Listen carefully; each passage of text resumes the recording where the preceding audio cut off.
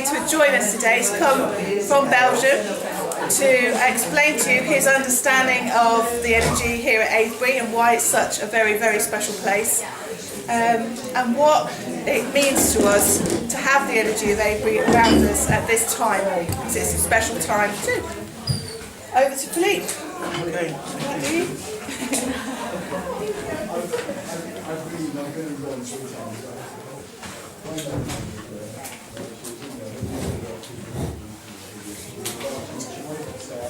Okay.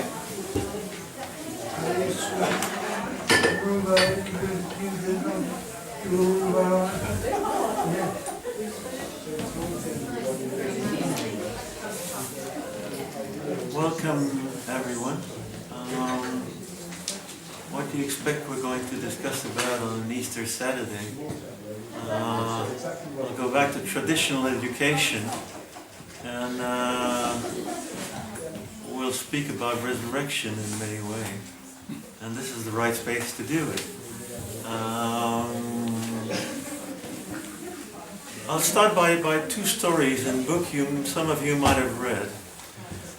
There was a great book about 13 years ago by an American woman named Marlo Morgan.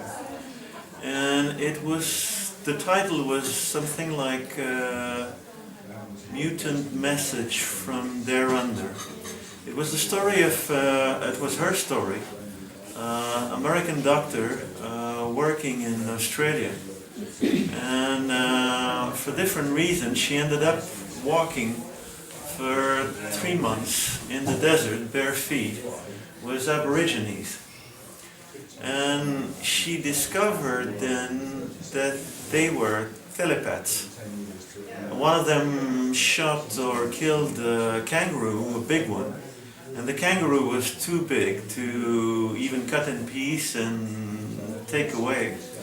And so he had to call the rest of the tribe from 15 kilometers away. And she realized that he was able to show them the kangaroo so they could see in his eyes, and he could show them the landscape around to show them where he was located.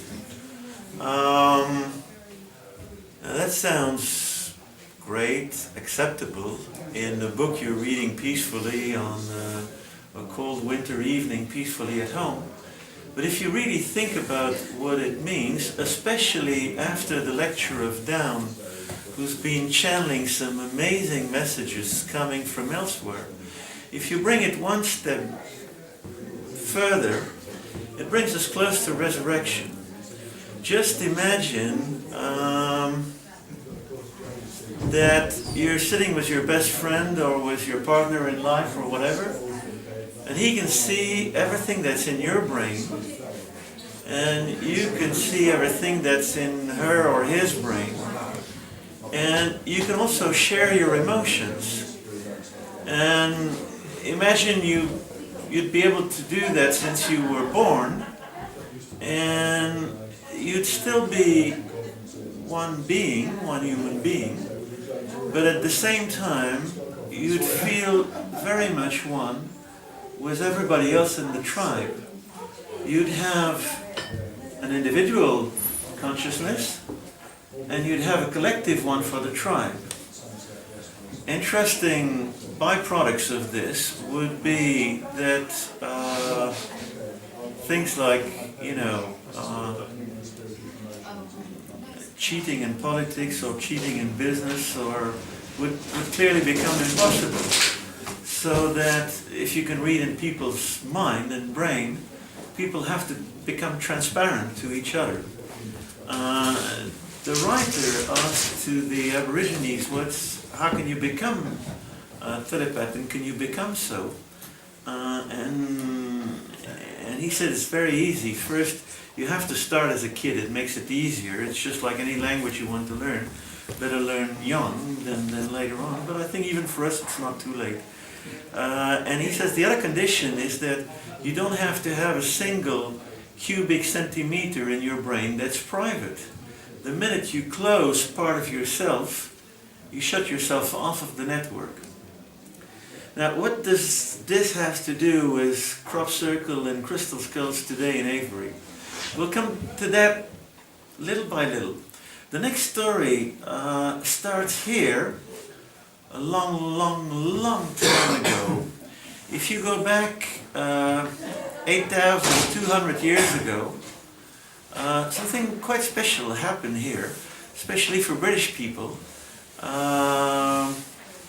Any idea what happened here that was kind of traumatic and very special and very important for the UK kind of identity, especially seen from Belgium? Well, something quite important. You became an island, and it's not so long ago. And Ireland became an island, and that's for them very important too. It didn't happen so long ago. And why is it quite crucial? There is a kind of British genius, his name is Steve Taylor. He's teaching psychology and related subjects somewhere in the Midlands. I can't remember if it's Leeds, Manchester or Sheffield University, but it's someplace in that area. And he studied the history of the human race and the history of our villages, and came to the conclusion that up to the moment England became an island, there was no sign of violence. You could think, no sign of violence. I mean,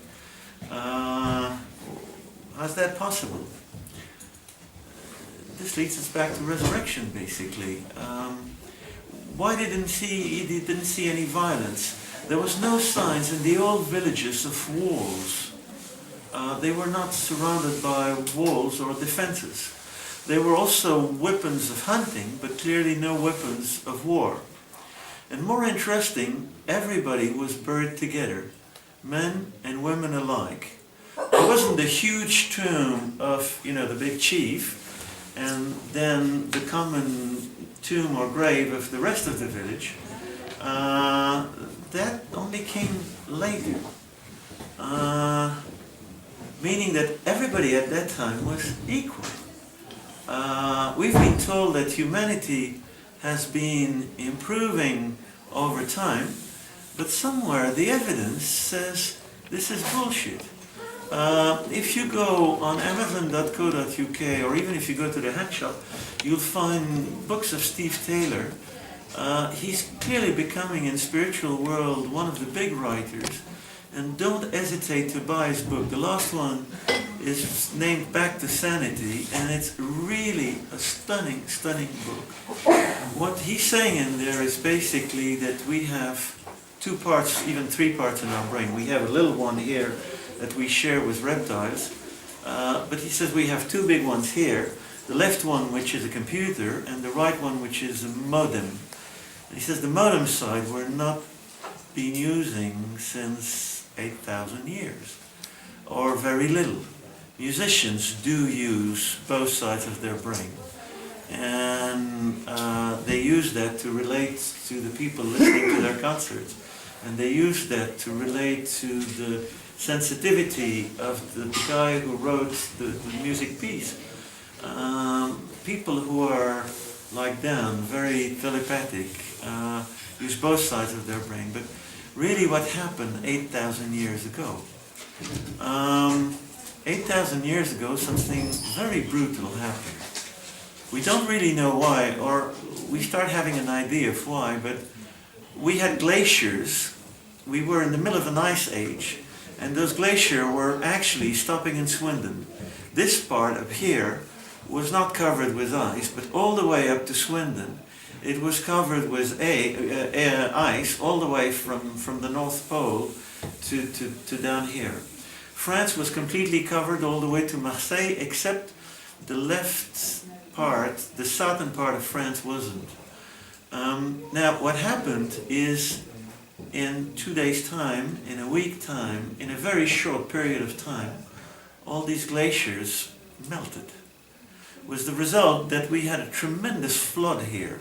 We had a lot of rain, all this cold water around meant something we know right now for the moment, from the poles melting right now and us being freezing at Easter. We know what this means. It's much too cold for the season, but at that time, just imagine all glacier melting at once, a lot of cold water around, so people freezing, floods. Noah's Ark, as described in the Bible, those huge flooding that are described in many sacred books, they date from all these glaciers melting at once, was the result that water level of the ocean went up and some parts of solid earth crumbled and England became an island. The channel already existed because that was the common estuary of the Thames, the Rhine, the Maas, the Schelde, but from Norfolk up to Newcastle, England was linked to Denmark and to Holland. So people, I imagine, were already coming by foot to Avebury from the continent using the Ridgeway, but I always thought they were coming from the Isle of Wight and going upward. No, I think they were coming from Denmark and Holland all the way to Norfolk by foot, because it wasn't flooded there, and coming down first to Uffington, and then here, and then to Stonehenge. Because I'm pretty sure that this place existed in some form already at that time. Now,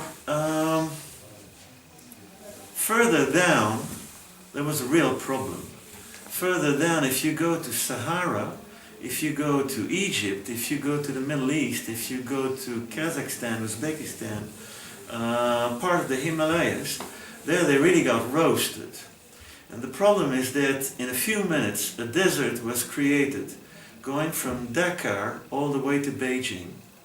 If you look at the map there, and if you fly, for instance, from Hong Kong to Heathrow, or if you fly from Beijing to Heathrow, and you take a day flight above the Himalayas, you look down there, and you'll see planet Earth that has been pretty badly burned.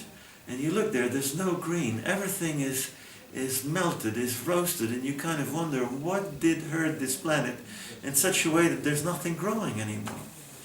Well, apparently, you might have heard about him too. There's an American teacher at Boston University named Robert Schoch, and he wrote a very interesting book a few years ago about what happened to the Sphinx. The Sphinx, while we were here in ice, it was raining down in Egypt, and he was the first one to write down that the Sphinx had stayed 6,000 years under rain and created havoc in the traditional word of archaeologists by saying that the Sphinx was actually much older than ever told.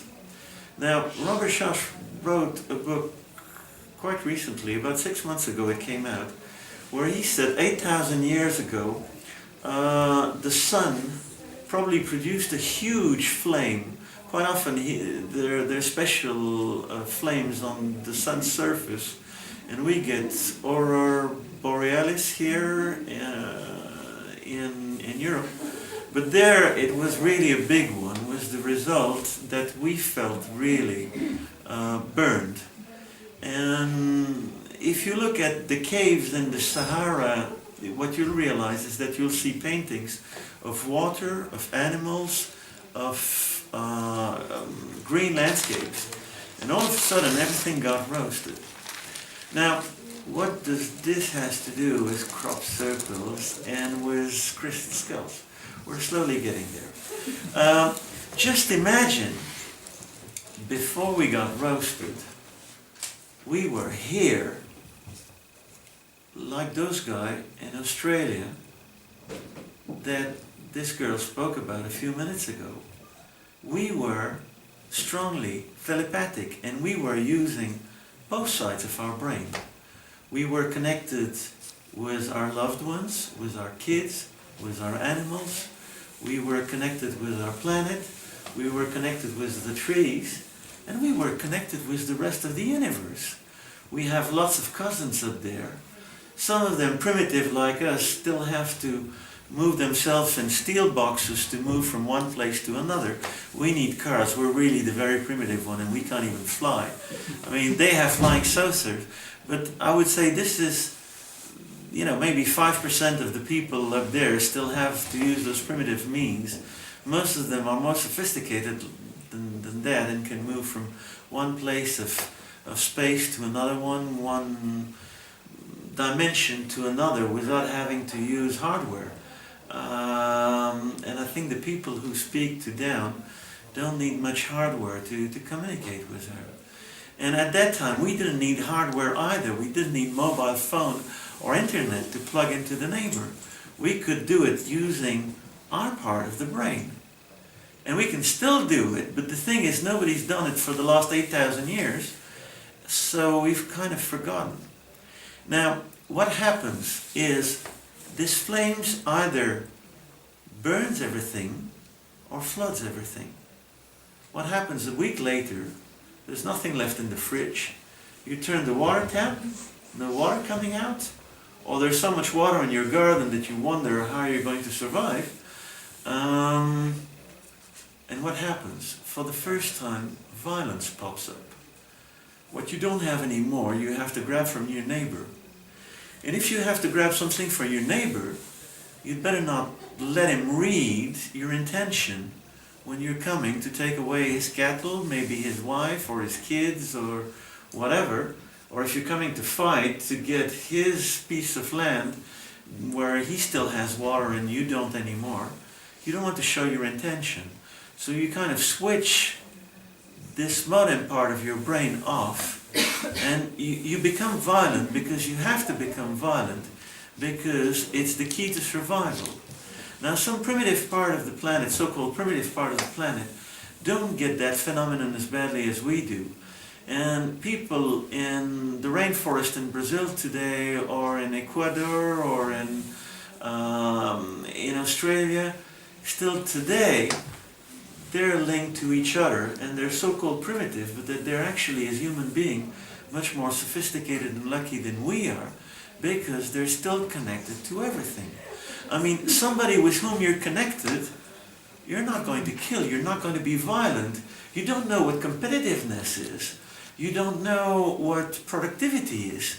You don't know what a factory is, because your brain tells you exactly where the vegetables are, where the fruits are, where the weak animals are that are probably too weak to survive, and where you can get a bit of meat without disturbing the rest of the universe. All this data, you get it straight from the universe. Also, you know that if you have that kind of brain, you're part of, call it the field, call it God, call it the source.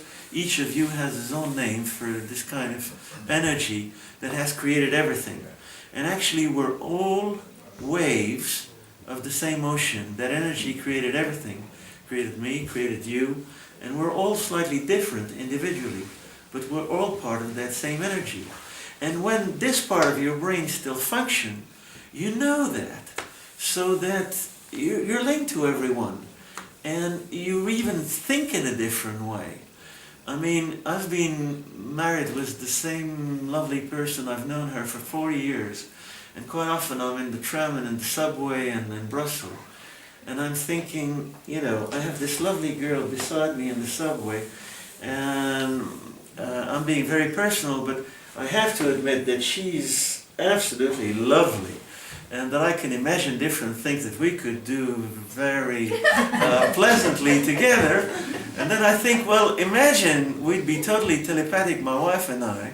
Maybe she'd be a bit disturbed if she could read that in my brain. I mean, to take a practical case. Well, maybe yes, maybe no. Imagine you were all born in the same tribe. And imagine since you were a kid, you'd have nothing to hide from the rest of the village. What would happen? You would look at the very sweet bodywork of your neighbor in the subway, and you would think, what a lovely person. And the same way I look at the crocuses. If you're coming out of here, please look at the alley with the gates over there, and look at the field of crocuses in there. They're absolutely gorgeous. And you look at the flowers, and then you look at your neighbor, and you have the feeling of that wonderment of the beautiful things created on this planet. And your wife might read in your head and think, okay, it's spring and my husband is in good shape. But there'd be no feeling of guilt related to all that. And even the girl you're looking at might read in your brain and feel only kind of uplifted by the positive thoughts you have about her.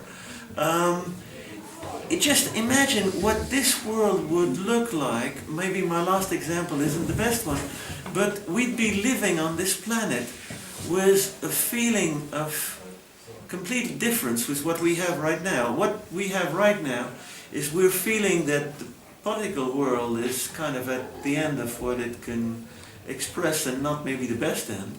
We're feeling that the economic side is not doing its best. We're feeling that we're exploiting the planet and we're exploiting the people on this planet. And we feel that we have to come to something different. And maybe we just have to come back to what happened 8,000 years ago and heal from it. And that's exactly what Steve Taylor says in his book. Let's be positive. If you look at the human rights, the rights of women, the rights of kids, the rights of animals, compared to what they were 500 years ago, they're maybe still not perfect today, but they're already much better. We're becoming more human, we're becoming more civilized. We're not completely there yet. Now, if you look at what happened 8,000 years ago, all of a sudden, this huge flare roasts everything, and the men, more than the women, kind of develop this left hand, this left side of their brain, and turbo boost their personal PC to become survivors. They really go for violence, they go for politics, they put the tribe together, they send them 100 miles away to go and get meat where they don't have any more, and they become violent. But the conclusion of that, we all know as men, is we have a very powerful side in our left brain, but that powerful side looks very much like a prison. If you look at a very strong castle, it feels very powerful, but at the same time it perfectly, I mean, if you look at the Tower of London, you don't know if it's a castle or it's a prison. It's probably a bit of both. And so we as men, we've been locked up in our own brains since we were born. Women have a couple of interesting tricks. It makes it slightly easier for them. If they're not Margaret Thatcher, because there you have the fortress and the prison again. But I mean, by their kids with whom they stay connected, by chatting all the time with their colleague women's, by being connected with their cycle to the planet and to the moon, their feeling of connection is higher, and on average their intuition is higher, and their feeling of collectivity is probably slightly higher than for us men. But if you come to what Steve Taylor says, if you use meditation mainly, or prayer, or call it whatever you want, you can link back and link back to other human beings, or you can use your hands. If you're massaging somebody, the left side of your brain doesn't function, and your hands know exactly where they have to go, and you will pretty soon know exactly what's the problem of that person. And you will feel all kind of information coming to your brain that are coming probably more from the right-hand side than is coming from the left-hand side. And using meditation, using massage, using Tai Chi, using yoga, using all kind of things, we can all do, and we're all doing kind of efforts to come back to real humanity. And it's going fast, it's going very fast, and I think actually internet, our iPhones, our iPads, are only tricks given to us to remind us what we're able to do without those mechanical tricks of hardware. And I think 5-10 years down the road, will do exactly the same thing, but without paying BT anymore, which will be a major improvement. Maybe not for BT, but for us. And okay, little by little, I think I've sketched a first idea. If we could come back to a world where we're all very strongly connected to each other, we'll come back to our real nature, which is being aware that we're all part of the same ocean, that we're different waves, but that you, I, all of us, we were created by the same energy. Why we're different, why some people look sometimes more violent than others, we don't know. There's no judgment to admit there. We're maybe different in our history, or we have different things to learn or whatever. But basically we're all part of the same. So there's no point in violence and competitiveness. And the average number of hours a primitive person works every week to earn his or her living is about 10 to 20 hours on civilized place in the planet. You don't really need to work more than that to fulfill your basic needs. And I think quite quickly we all could come back to that if we were sharing it equally and if there was nobody anymore to exploit us. Now, why is Avebury important? Why are crop circle important? Why are crystal skull important? Okay, that's getting interesting. If you look at the shape of Avebury, if you look at the Stuckley drawing of 1742, I think, what do you see? You see a round circle, and then you see two alleys of stones leading to two not circular temples, out of which the sanctuary is, there's signs that it still exists, but the other one is just beyond the parking lot on the road leading to Caen on the left hand side. Somewhere there at the limit of that piece of woodland, there was the other side of the equivalent of the sanctuary over there. And in the middle you have Silbury Hill, and in Silbury Hill you have underneath one of the sources of the Kennet River. And as you all know, the Kennet River is named from a Latin word named cunit, and cunit is the Latin word for the female sexual organ. Now what do you have? You have a matrix, you have two ovaries, and you have a Venus mound. Avebury has the shape of the reproduction system of a woman, and is very symbolic of the capacity of Mother Earth to give birth, and is a place of rebirth. It's a place to be born again. If you're reading in Jung's book, he was advising his patient, if they wanted to come back to sanity, to make drawings of mandalas, round things, that help you to center yourself to your inner self, and doing it in a circular, centered kind of way. You come in the center of Avebury, you come in that circle, and you walk. You walk a little bit like in the cloister of a monastery, where the principle is the same. You walk, you walk, you walk, and you come back to your center. And little by little, you're being reborn. What you have there also is one big circle, and in that big circle you have two smaller ones. One, the cove, which is feminine, and the other one on the other side, which was masculine.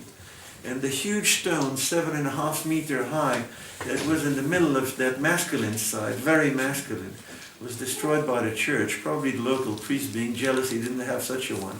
And but it's still in a single unity. You get the two polarities. You get the masculine and you get the feminine. And you accept the two polarities and in the unity. And that's the way to grow spiritually. The problem on this planet is you have the good and the bad, you have the male and the female, you have the cold and the warm. You always have two polarities.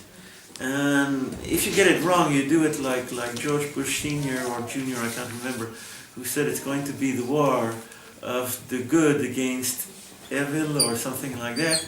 And you get it completely wrong. I mean, Jung again said, wouldn't this planet be great if you could take all the bad guys, put them on one side, shoot them, and keep on with the other one. He says the problem is you'd have the same people on both sides of the wall.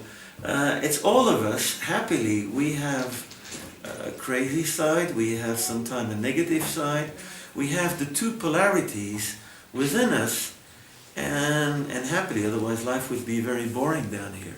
And it's once we start accepting both sides that we start growing.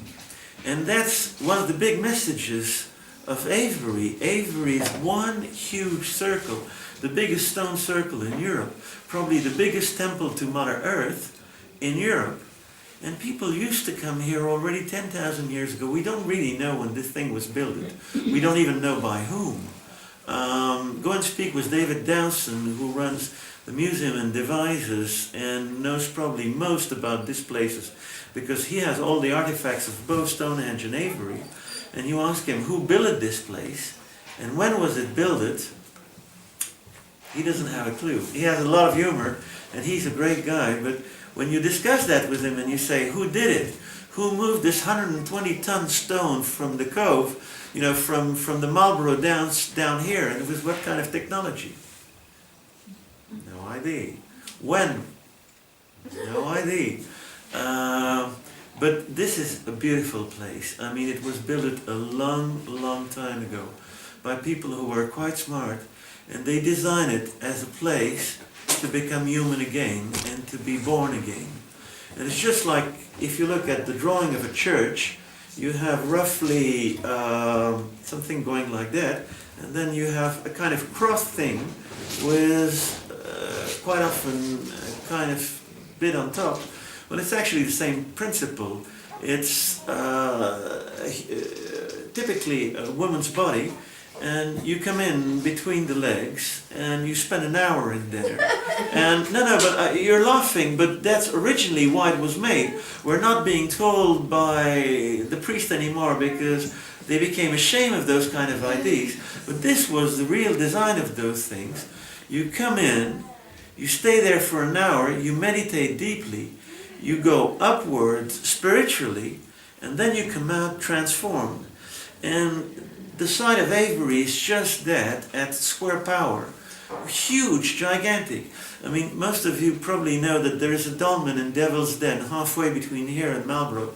But what most of you probably don't know is that there was a whole row of dolmens there that were, 4 or 5 of them were destroyed by the farmers 100 years ago. But if you go back to the drawings that are kept in Marlborough Town Hall, you'll see that actually the whole temple of Avebury, with all the site's elements, was huge. It was probably 5 miles wide. And this was a place people were coming from all over Europe to come and be reborn. And they've been coming here from all over the world since thousands of years. And this place has a lot of power. You probably all know about the Mary and Michael line. Who needs a bit of refill on that one? Or is it that known thing to everyone? No. Mary and Michael line. During 2,000 years or even more, dowsers were very important, because in a farm you needed to know where the water was. No water, no animals, no farm. So you need a dowser to tell you exactly where the water is. And you can't get it wrong. It has to be perfectly accurate, because if you're wrong by 2 meters, you'll get no water. And if you have to dig, 10, 15 meters deep, you'd better know where that water is. You'd better know also how far you have to dig to get it. So dowsers were crucial people, and they were using the earth energy and the Hartmann network of energy that's in the planet to define and to feel where that water was. Now, British dowsers are very gifted, are among the best on the planet, and they quickly realized there was a huge cable of energy going from Land's End all the way to Great Yarmouth and Norfolk in a kind of straight line. And that straight line passed through Glastonbury, and passes through Avebury. Now it's made out of two wires, like any electric cable, and those two wires never really cross. And actually in the UK network they cross 2 times, and in each place they cross 3 times. I don't know if that's clear. They cross in Glastonbury and they cross in Avebury. And in Glastonbury they cross 3 times, and here in Avebury they do as well. They cross on Windmill Hill, they cross in the middle of the village, and they cross in the sanctuary again. Now I don't think they touch, I think they're just above each other, because if they were to touch we'd get some sparks here, like in an electric wire.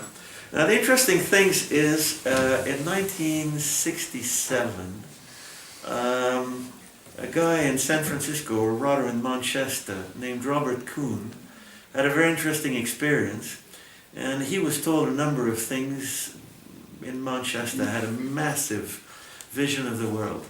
And he came a few years later to Glastonbury to teach, and said, you UK people are very peculiar. You think only in terms of the UK and you don't see the rest of the world.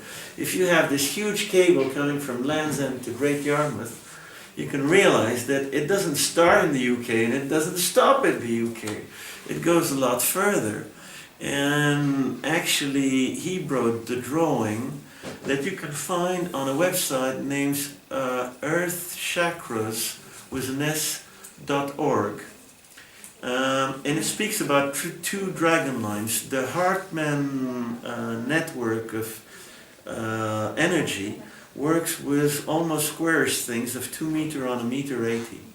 Now these things are a little bit like blood vessels. They become very small, but then eventually they get larger, and there's some point rivers, and then there's some huge rivers, and then eventually you come back to those 2 dragon lines for the whole planet.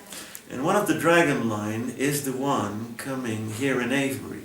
And from Avebury it crosses through Denmark, it goes through the bottom of Sweden, it goes through the Red Square in Moscow, where you have 7 of the most stunning churches on the planet, and which is a tremendous point of energy. That's why some vicious guy decided to put the Kremlin there to get all the power from it. Washington is also another interesting place on that network, but that's another story. And from the Red Square it goes down to Mount Kailash in Tibet. From there it goes to Mount Agung in Bali. It goes to Uluru or Ayers Rock in Australia. It goes under the Pacific Ocean, comes back at Lake Titicaca and Machu Picchu, goes through Brazil and comes back to Land's End. And in Machu Picchu and in Bali it crosses with the other one, going through Mount Fuji, Mount Shasta, Palenque, down Machu Picchu, under Africa, back to Bali, back to Mount Fuji, and back to Mount Shasta. And now what's interesting is that on those 2 lines are some of the base chakras of the planet. You find them on those 2 lines, and you find them in 4 other spots apparently. Hawaii, where you get a very interesting president of the US being born, who is black and white, the 2 polarities. He's not only black, he's black and white. So for once we have to accept the 2 polarities, and that guy comes from one of the most sacred spots of the planet.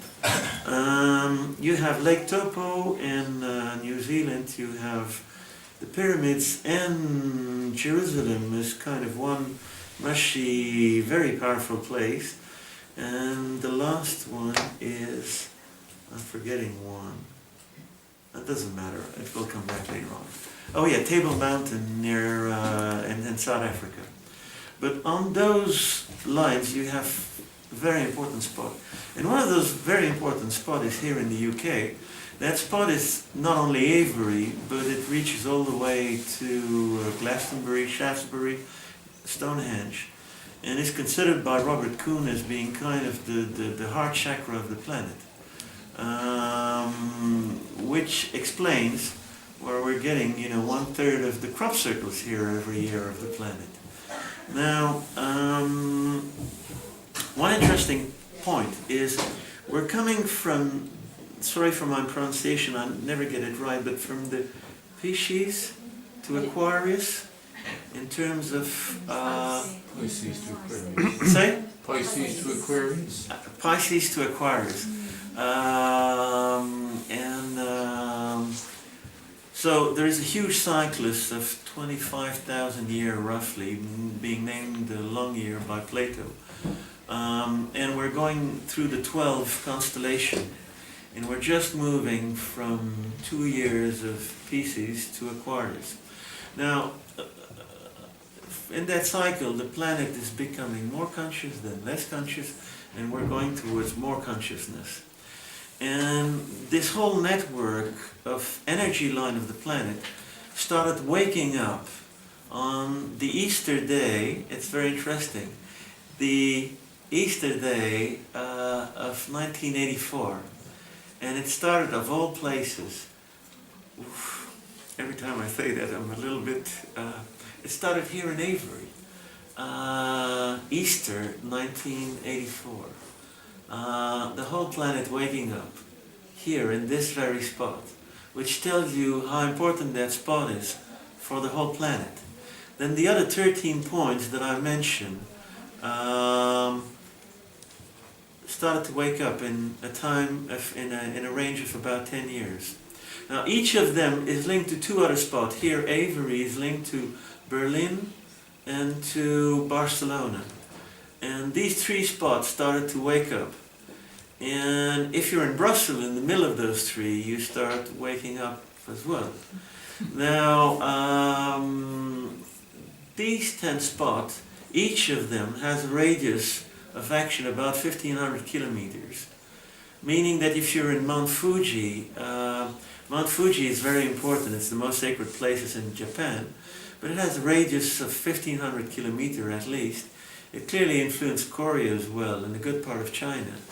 And Mount Fuji, for instance, is very interesting because it links beauty with eternity, beauty with spirituality, beauty with the field, with God, with the source. That's why we get Zen or Shinto kind of art coming so strongly from Japan for the whole planet. And it touches me as photographer very, very, very much. And each of you will discover that some places on the planet touch you individually more than others, because all these places linked us to different parts of our personality who are very important for our eternity side. Now, this whole network, the base one, woke up from 1984 to 1994. And the whole rest of the network is going to wake up in a period of about 100 years. And the planet will be completely awakened, if you follow Robert Kuhn, in 2084. All 159 main points. And for instance, in Africa there is an interesting point. It's Mount Toubkal near Marrakesh, the second biggest mountain of Africa, and that woke up a couple of years ago, and all of a sudden you have kind of spring, political spring in all of North Africa. I mean, those places, when they start radiating, the power is huge, and different parts of humanity kind of get linked again to the rest of it. And so that whole network is moving forward, and like it or not, you're going to move forward as long as you stay on this planet together with the planet. But it starts, the whole thing starts from here, which is very, very, very touching. But for me, it's good, because you kind of wonder, as a Belgian, why am I so attracted to the strange side of the channel for me? I mean, how do I end up buying a shop in Avebury? I mean, it's always sounded crazy to the left part of my brain, but my right part knew very well why it was doing it. How do you link to the crop circle, and how you link to crystal skull? That's the good part of it. There are the people on this planet, and there's the rest of the family. And the rest of the family feels sad because they haven't been playing with their cousins for the last 8,000 years. They see us in misery because they feel we're not connected. We're connected unconsciously, as nicely as usually, but we're not connected consciously. And some of us are, and happily more and more of us are. And so they keep sending postcards to their cousin on this planet saying, "Ooh, we're not forgetting you, we're sending all these drawings in the field just to let you know that home is still there." And you'll recognize some of these, and when you'll see them, it will probably remind you of places you come from, and you'll feel attracted to them in such a strong way that you don't know why, but you're actually coming back to them, that you want it or not. You're going to come back to them because they speak of home. Now, home might be home in more ways you think of, in the sense that in 1945 we had this great idea of using 2 atomic bombs on human beings. And then, to be smart, we exploded another 2,500 of them on the planet. If this planet is a living being, and you want to shock it, and you want to shock everything that lives on the planet, and all the neighborhood, the planets around us, just keep doing that. If you want a planet to take, to wipe the blackboard clean and start again with new people on this planet, keep on doing that kind of things, and eventually you'll force her to do it. Now, this created kind of panic around us, and this created a big call for volunteers to reincarnate on this planet from all over the universe and bring some new blood to the place and some higher level of vibration. So many, probably most of the people in this room are, relatively speaking, newcomers on this planet. But you've been born here, you had to go through the pampers, through the teeth growing, you've forgotten who you were coming from, why you were coming here. You have a deep sense of magic in yourself, and you have the feeling that parts of you know why, but you just can't remember, because that's the rule for anyone who reincarnates here. To start with, you've forgotten everything. And you come back to these crop circles and you have the feeling they have a message for you, but you don't really know why. Part of you, your soul, really knows why, because you've been coming on this planet to help it transform. You've been coming to help the people around you to become more vibrating, to become more loving, to become more human, to become more divine, because you're very divine beings, and you've been living forever that way, and you want to bring that again here in this planet, which needs it urgently. And you realize that you've always been interested in that, and you've taken as much initiative as you could in your life, but I mean, I discovered quite recently that it was as clear as, our cousins up there saying we can't intervene directly because if they don't ask, we're not allowed. Those are the rules. But we have to help them. So we're asking people to come and help. Now, very interestingly, I mean, that's not the interesting part. I'll come back to that later. But I complained to my wife so often since I've known her that this experience on this planet was pissing me off, because I was fed up of having to speak all the time. If I knew everything I know and I could transmit it to you in a civilized way, you would from a distance know what I think, and you'd be connected to our cousins, and we wouldn't have to talk about all this. And this is a very crude planet where you have to speak all the time. I mean, in any civilized place in this universe, it's not done that way, and it's very frustrating. It's very slow, to the point that a lot of kids today do whole transfer of files from their brain to the brain of their neighbor, either by singing or without any signs of it. They just do it telepathically. but they don't have to speak anymore as we do. Now, the good thing about that is, I mean, the strange thing about it is that the first generation that came immediately after war, a lot of those people who landed here apparently committed suicide or got very sick and died very quickly, because this planet was simply too violent for who they were. They thought, geez, what, I mean, we came here to help, but this is really too much. We can't stand it. And I think the nice part about it is that apparently from this being faced with a world of work or a world of religion or a world of politics that doesn't answer our basic needs, a lot of people have started moving on their own and are on their way to moving, and so I think the world and the planet in many ways is becoming more human, and so most of us now can really, if they start relating with people in Avebury, they start to feel that they're not alone anymore. And as soon as you start sharing part of the chain with your neighbor, the chain becomes a lot lighter. And as soon as you start feeling the smile of your neighbor, and you feel that that smile is one of the deepest you ever felt, and it goes straight to your heart, you start feeling the love you have for this planet that brought you here, that brought you in this life, and you want to stay. A year and a half ago,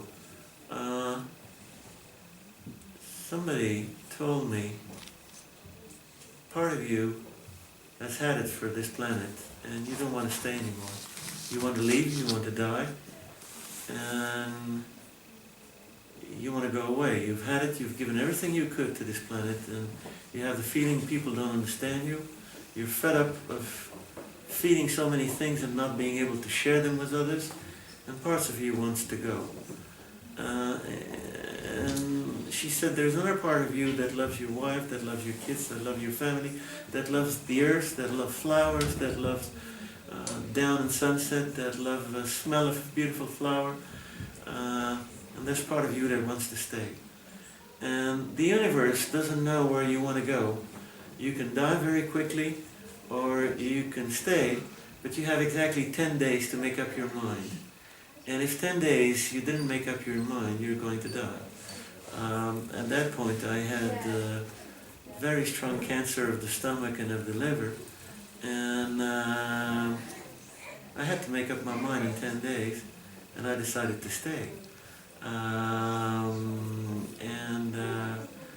I'm pretty sure that as long as consciously, unconsciously, I'm clear about what I want, I will stay, whatever the doctors say.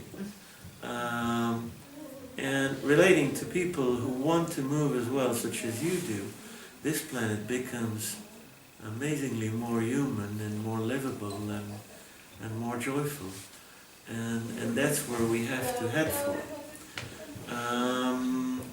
Now, the crop circles,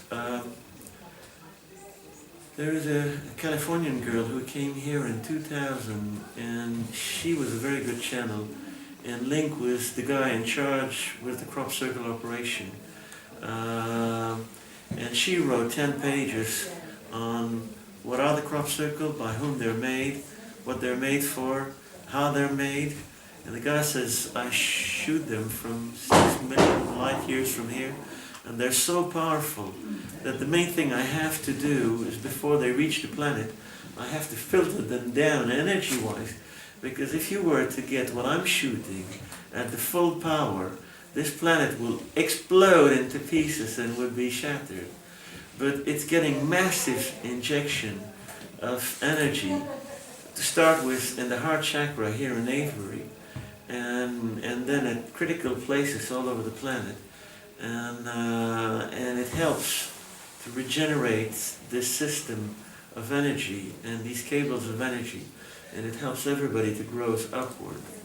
It also helps remember for all the people who came here as individuals why they're coming, and influence their DNA that even they don't remember consciously. Their whole being is kind of awoken, just automatically to what they came here to do. So why now? Why now has to do with the transition from the fishes to the Aquarius. You can bring it back to the Maya stuff. The Maya stuff you get in every Mayan pyramid. You have 9 levels. Each level is 20 times shorter than the previous one. So the base floor of a Mayan pyramid represents 15 billion years, and is what you need to create the basic of the universe. The constellation, the planets, the galaxies, the basic hardware. The next period of time is 20 times shorter, meaning 800 million years. That one you needed to create basic life. And then the different steps is more and more sophisticated life. The step before last started in year 2000 and lasted till early 2011. And the very last step started beginning of 2011, and depending on the different theories, lasted either to the 28th of October 2011, or in some other vision to the 21st of December 2012, depending on who you listen to. Now, what does it say? It doesn't say that we're coming to the end of the world. It plays like a Lego game. You have the pieces, and then when you have all the pieces, you can eventually build whatever you want with those pieces. You can build a castle, or you can build whatever. I mean, people can be very creative with Lego. And what the Mayan are saying is basically, once the whole creation has happened, you have all the pieces of Lego to play with them, and you can start living.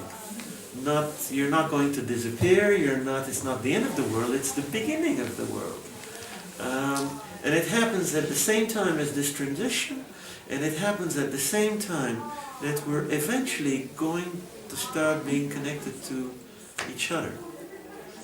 Why in Avebury? I think I answered that one, both on the Earth's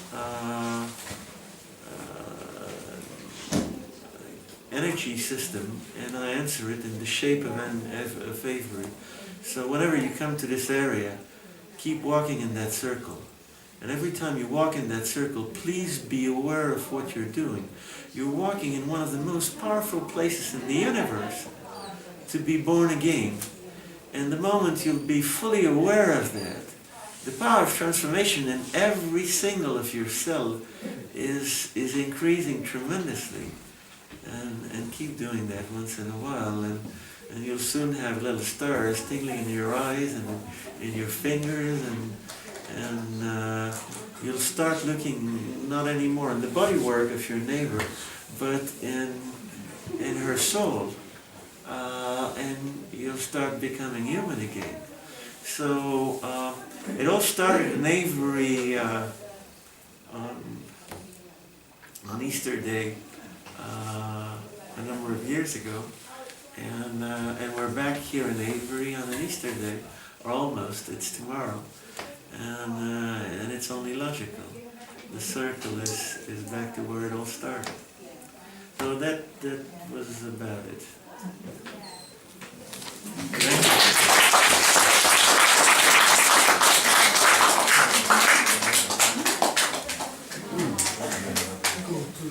you.